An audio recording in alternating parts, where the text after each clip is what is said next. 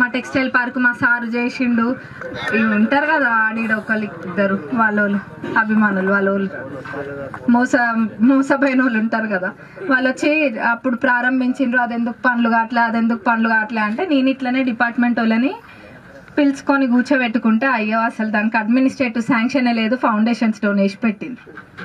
ఎప్పుడు ఎలక్షన్స్ ముందు అంటే చెవులో పూలు పెట్టే కార్యక్రమాలు ఎన్నో చేసిండ్రు.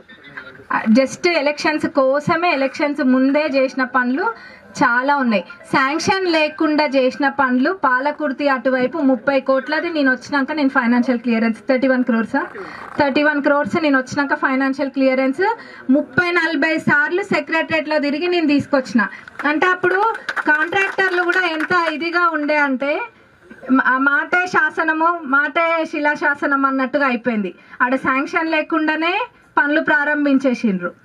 ఇప్పుడు వాళ్ళు అది లేకపోతే నిండా మునిగేటోలే కదా చేసిన పని. అంటే ప్రతి ఒక్కళ్ళని కూడా ఈ రకంగా మోసం చేసి మళ్ళీ మోసం చేయడానికి మళ్ళీ ఊర్లలోకి వస్తున్నారు. జనాలు కూడా ఏం ఊకునేటట్టు లేరు.